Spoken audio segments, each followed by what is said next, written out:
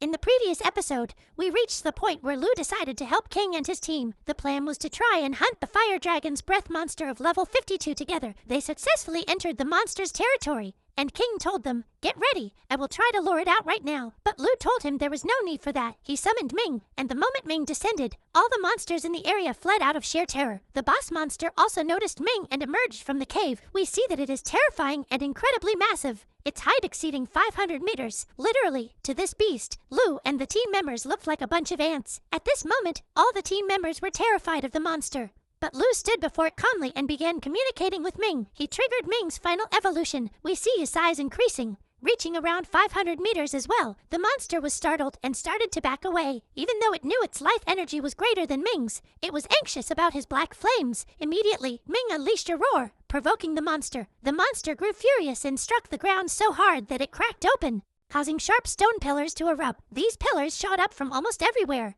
gradually closing in on Ming. Ming remained standing completely still. Just as the pillars were about to hit him, he extended his claws, struck them, and shattered them to pieces. The monster changed its strategy. It pounced on Ming swiftly, trying to crush him under its foot. But Ming leaped far away, dodging the attack, and immediately countered with a claw strike. Despite the intensity of the blow, the monster's skin was incredibly tough, and only the outer layer peeled off. The monster then extended its hand, charged it with the power of golden lightning, and slammed its palm directly onto Ming. This caused a terrifying explosion that literally engulfed the entire area. For the very first time, Ming's shield was shattered, and he was sent flying far away. However, moments later, he stood back up. King grew anxious and said, "Impossible! This monster turned out to be much stronger than we expected." At that moment, the monster decided to target the team itself as it prepared its attack. King watched in peak terror, saying, "Is this it? Is this the end?" But suddenly, magical circles materialized, surrounding Ming's body. Their teammate yelled for Kaisi to cast a buff. Kaisi listened and immediately used her enhancement magic, launching a massive surge of power toward Ming. Because of this enhancement, Ming's power increased slightly. Kaisi was surprised and said, "My enhancement should have doubled his power, not just increased it slightly." Because of this, she was forced to use her absolute strongest enhancement, called the Angel of Punishment. When she activated it, a massive golden angel holding a sword appeared, opened its eyes, and hovered directly above Ming. Terrifying energy radiated from it. Lu amplified the situation even more. He opened his hand and cast a spell of his own. Ming was deeply affected by this combination, and his flames grew exponentially. Literally everyone in the area could feel the intense heat, and even the dragon stood there feeling anxious. As for King, he declared, "I won't just stand and watch." He drew his sword and unleashed his maximum power. Suddenly and miraculously, he appeared right on the dragon's back, as if he had used a teleportation skill. Moving as fast as the speed of sound, he relentlessly slashed the dragon's body in multiple places. When he finished, he quickly retreated. The dragon roared in sheer fury, triggering a massive dust explosion in the area. The dust covered a huge zone, accompanied by violent tremors shaking the earth. Even King himself was set flying. He noticed that the gravity had suddenly become overwhelmingly intense,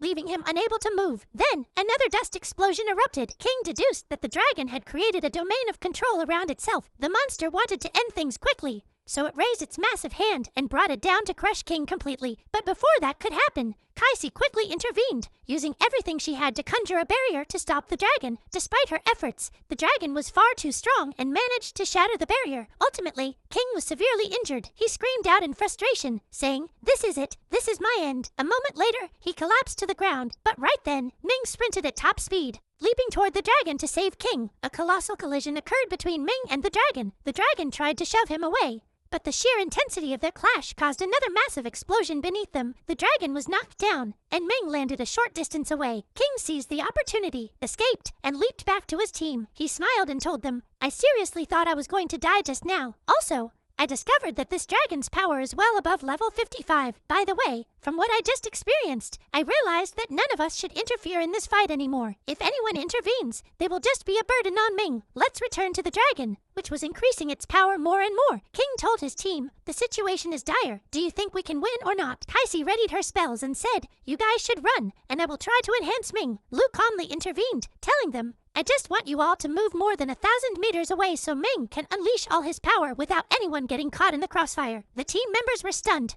wondering what else Ming was holding back. They followed his instructions and sprinted far away from the battlefield. As soon as they left, Ming unleashed his true power. Flames erupted around him, covering a massive area. Exactly those 1,000 meters from within the inferno, we see a shadow resembling Ming, but vastly larger, roaring with absolute fury. Ming stood with complete confidence and majesty. Kaisi was shocked because the angel she had summoned to support Ming was actually obliterated by the sheer intensity of the power he just released. She muttered, "This Ming, I have never seen any creature at his level." At this moment, Ming's flames had completely engulfed the dragon. The entire area was literally boiling. The dragon tried to endure, but its light-colored body was trembling and cracking from the intense heat that was supposed to melt it away. Ming gave it a look of pure disdain. The dragon grew furious, charging recklessly and using its maximum power to attack. Ming also released his shadow energy. A massive entity emerged, similar to what we saw before, and its claws shot forward, clashing head-on with the dragon's attack. The two forces were almost entirely equal, but suddenly, the dragon felt severe pain. It looked at the palm of its hand and discovered that Ming's claws had actually managed to pierce its defenses. It clenched its fist, refusing to back down, and swung its massive tail to attack. Ming easily dodged the tail strike and decided to target the dragon's main body this time. He slashed with his claws, tearing its rocky skin right off. For the very first time, the dragon screamed in sheer agony. Ming gave it absolutely no chance to recover. He executed his phantom attack, producing an exact replica of himself that launched at the dragon and struck it hard. The dragon lost its balance from the blow, forced to lean on all four of its limbs after having stood proudly just moments before. Unable to accept this humiliation, it forced itself up to continue the battle, but Ming attacked again with his claws, sending the beast flying. The dragon crashed down, and the black fire completely clung to its body. At that time, the drones were recording the final moments, where Ming leaped onto the dragon's fallen body and unleashed a mighty roar of victory. Yang was losing his mind, saying, "I really want to know what Lu's limits are exactly, because every single time, he shatters expectations and defeats a monster much stronger than the last." However, he was overjoyed because, at the end of the day, Lu was now the absolute hope for humanity. He then gave orders to broadcast the footage of Lu's fight against the three-headed snake. His subordinates were thrilled with the idea and immediately agreed. We returned to our hero. Kaisi kept praising him, telling him, "Your Ming is literally legendary." King added, "At first, everyone thought I was the one helping Lu because I was considered the strongest. But when we fought today, it became clear that Lu is the one helping me. For this reason, I'm going to let Lu take all the points." Lu rejected the idea, saying, "We will stick to our original agreement, but I also want you guys to help me hunt level 50 monsters." Meanwhile, Ming's flames were still devouring the dragon. Suddenly, the flames surged massively because the corpse was so gigantic. In the end, Ming gained 150 evolution points. King told his team, "Since Lu helped us out today, we must return the favor." Kaisi agreed, saying, "All right." Then, they all moved out and began hunting monsters non-stop, literally fighting until nightfall. At that point, they finally rested a bit. Lu checked Ming's evolution progress and said, "Excellent, the evolution is coming along much better." Meanwhile, the soldiers observing back at the base were utterly astonished because this was the first time a team had killed more than 11 monsters above level 50 this quickly. A high-ranking female soldier reported, "We have detected over 1,000 monsters above level. At this rate, we will be able to clear them out in record time." Yang agreed with her, saying, "I can't even imagine that our region is finally truly safe." As time passed, Lu returned to his room. There, he purchased life crystals using his accumulated points. In mere seconds, the crystals materialized before him inside a box. He opened it, gathered all the crystals, and crushed them in his hand. They detonated, and pure energy flooded his entire body. We see him level up directly to level 20. Right after that, he was surprised by a system prompt that read, "You have successfully met the requirements for the second job evolution. If you wish to proceed, press accept." Naturally, Lu accepted immediately. Upon accepting, a blinding white light engulfed him, and then Lu was transported to a completely different realm. The coordinates of this place appeared in a message, revealing that this world was barren, entirely destroyed, and occupied by the corrupt races. Lu's mission in this world right now was to kill just one member of the corrupt race within 24 hours. Lu understood the objective and began moving until he reached the edge of a steep cliff. Looking down, he saw a field of bizarre trees and terrifying, hideous monsters, though their bodies vaguely resembled humans. He also noticed human captives wearing slave rags carrying heavy barrels filled with human blood, which they were using to water those strange trees. Lu was absolutely infuriated by the sight. He equipped his armor and leaped right off the high cliff. Thrusters fired from the back of his armor, allowing Lu to fly. Down below, the monsters continued their grim work calmly, but suddenly, they saw Lu charging toward them at a terrifying speed. Completely unable to comprehend who this intruder was, moving at maximum velocity,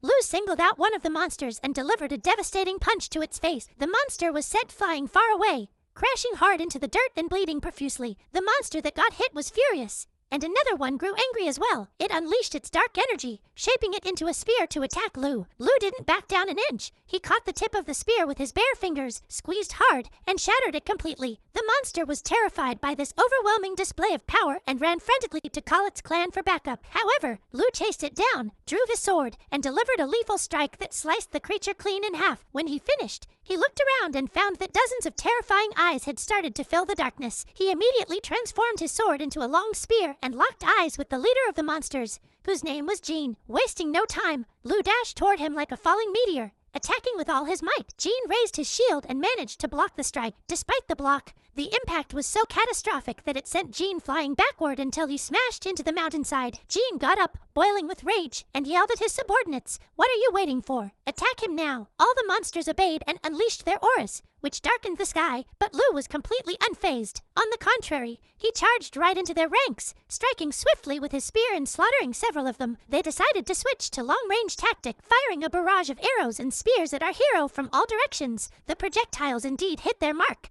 but absolutely nothing could pierce his formidable armor. The monsters realized this and began to panic. Lu gave them no chance to regroup. He charged back at them like an apex predator. With this relentless assault, he managed to wipe out an entire wave of monsters, but he didn't even get a second to breathe, because the next wave arrived immediately, trapping him in a tight circle. He handled them by sweeping his weapon in a wide, circular motion, cutting down anyone who dared to approach. Whenever his blade pierced a monster's body, he quickly yanked it out to continue the slaughter, absolutely determined to kill them all. The brutal combat continued like this until Jean decided to personally intervene. He gathered dense dark energy in his hand and hurled it like a massive boulder at Lu's body. The dark tether wrapped tightly around Lu, successfully binding him. Jean yelled to his followers, "Come on, kill him now. This is the perfect chance." But mere moments later, Jean was shocked to find his own body being violently yanked forward, completely losing control over the bind he had cast. Lu leaped high into the sky toward him, descended rapidly, and cleaved him straight in half. Jin's brother, named Ta, witnessed the brutal execution of his sibling. He sprinted frantically toward the city,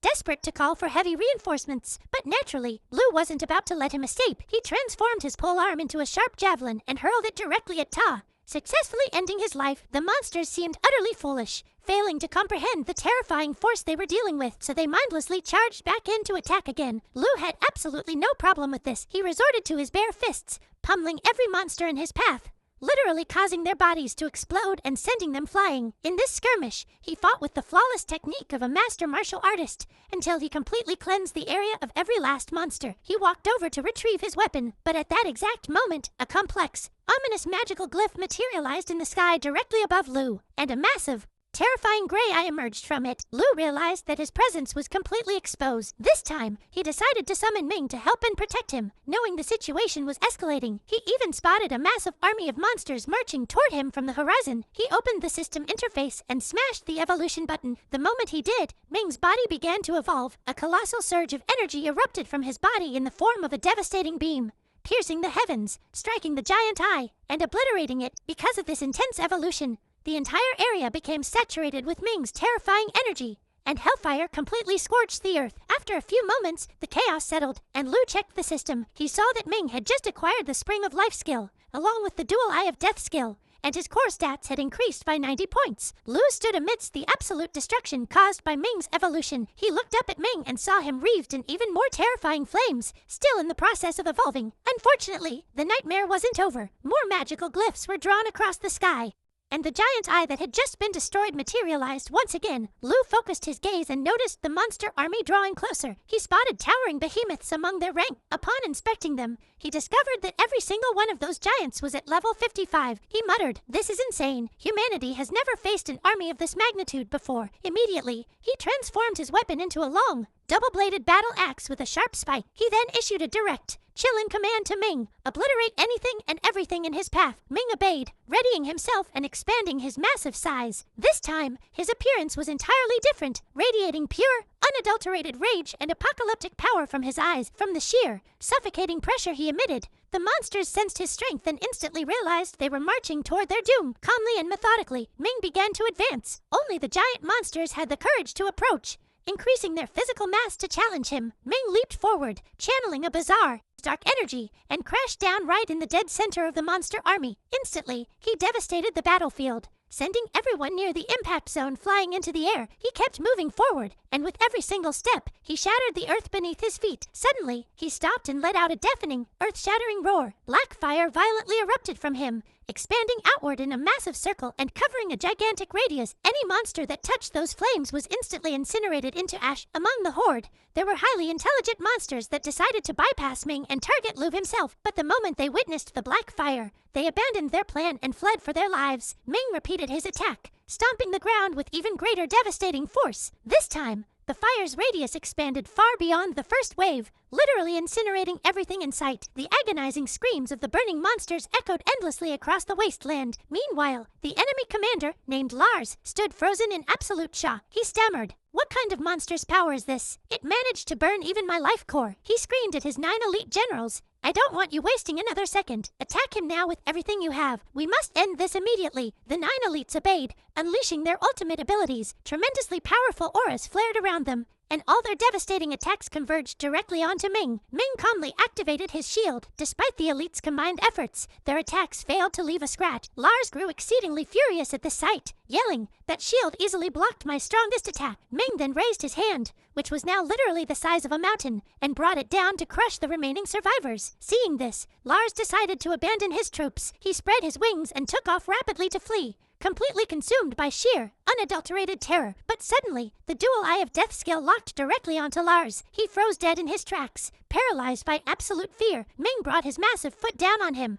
crushing him completely and grinding him into the dirt. When the 9 elite monsters saw their commander get squashed from afar, they realized the grim truth. It's obvious we are no match for this supreme power. The only solution is to run. Naturally, Ming wasn't going to let them escape. He used his power to violently bind one of the elites, pounced on it, and shredded it with his flaming claws until he killed it, turning its remains to ash. The rest of the surviving monsters desperately tried to flee, but the Eye of Death skill was still fully active, causing the regular monsters among them to drop dead instantly. Amidst the chaos of the battlefield, Lu noticed that a huge swarm of monsters was rushing directly at him. He dashed at a terrifying speed with his weapon drawn, slicing every single monster in his path into ribbons. After a short, brutal sweep, all the monsters in the area were completely eradicated. Ming immediately gained 100 evolution points, filling exactly half of his new level bar. As for Lu, he started walking in the direction the monsters had been fleeing from. He stated, "This direction probably leads to the main city, and I need to burn that entire city to the ground." At this point,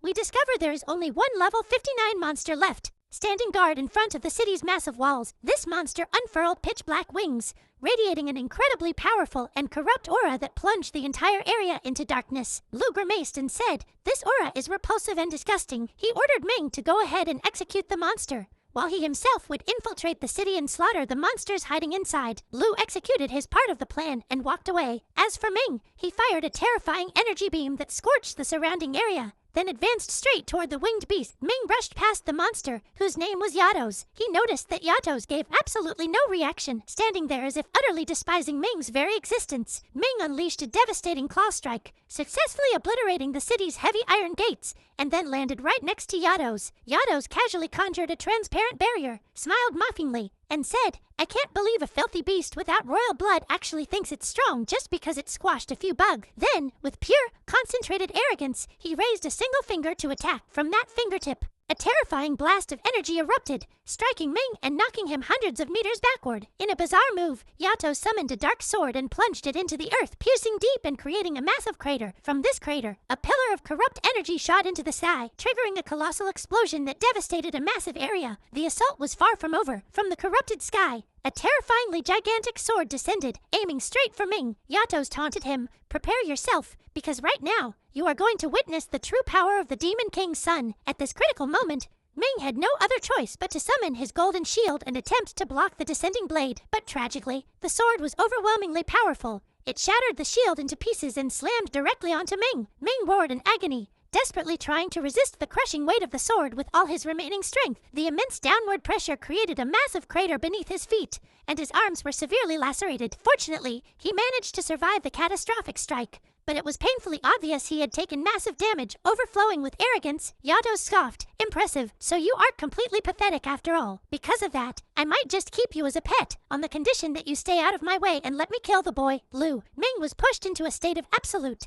blind rage by this insult. He unleashed a deafening, earth-shattering roar. Black hellfire violently erupted from his body, expanding rapidly to cover thousands of meters. From the flames, a colossal, terrifying shadow materialized, towering at an unbelievable 2,000 meters tall. For the very first time, Yatos felt true fear, because this shadow was actively consuming his life domain. The gigantic shadow moved, bringing its claws crashing down directly onto Yatos. Yatos immediately deployed his strongest shield, but the shadow shattered it in mere seconds. Yatos was heavily wounded by the strike and sent flying with tremendous force, crashing into the earth and tearing up the landscape. He dragged himself up, his entire body ablaze from the shadow's unquenchable fire. Driven to desperation, he decided to enter his berserk state. In this phase, he condensed all his corrupt energy around himself, intending to detonate it in a suicide attack. But the shadow didn't give him the chance. It attacked before Yatos could trigger the blast, swatting him away until he crashed through the city's defensive walls, shattering them completely. Infuriated beyond reason,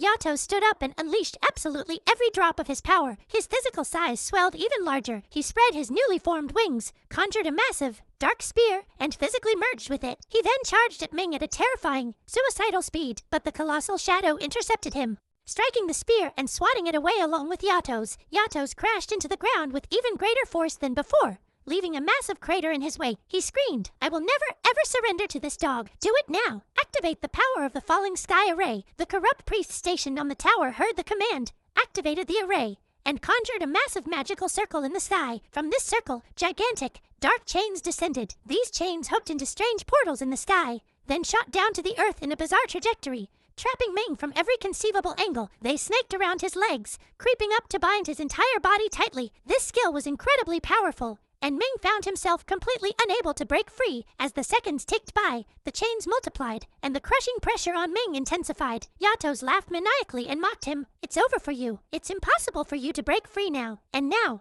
I am going to slowly and thoroughly enjoy torturing you." Ming resisted fiercely, unleashing all his skills and trying to output absolutely everything he had left. His black fire erupted from his bound body, covering the entire zone and activating a terrifying domain. Anyone caught inside this domain was completely doomed to die. Additionally, the Eye of Death skill manifested in a physical form this time, generating a corrosive energy that began eating away at anyone in the vicinity. Because of this, Yatos' laughter abruptly turned into pure terror. He could physically feel his own life energy draining away at a rapid pace inside Ming's domain. Unwilling to just stand there and die, he released all the corrupt power he could muster, funneling it into the chains in a desperate attempt to corrupt Ming and his soul as quickly as possible. The power of the chains indeed amplified, slowly beginning to corrupt Ming piece by piece. Ming suffered excruciating pain, struggling with all his might to maintain his sanity and consciousness through sheer willpower. In his darkest moment, he remembered his early life, back when he was just a weak pup whose pack had abandoned him. Back then, he was a lonely puppy waiting to freeze to death in the middle of an icy forest. But then, miraculously, Lu summoned him and saved his life. Because of that memory, Ming resolved that no matter what happened, it was absolutely impossible for him to ever abandon Lu. He stood calmly amidst the pain and thought to himself,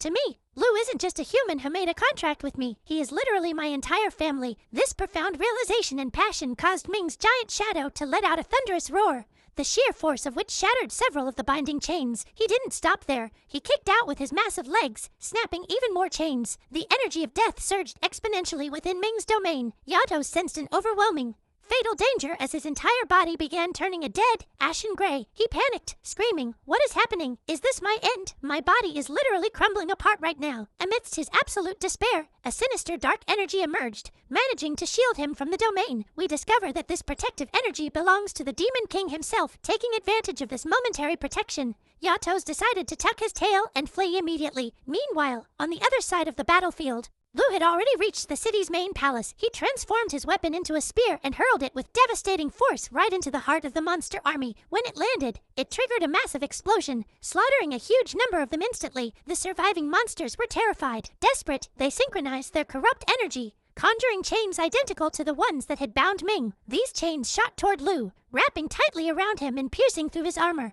rendering him completely paralyzed. Amidst his painful struggle, he heard the agonizing cries of his silver butterfly. This meant that his ultimate shield was on the verge of being completely destroyed. It was now only a matter of time before the dark chains reached Lu's physical body and ended his life.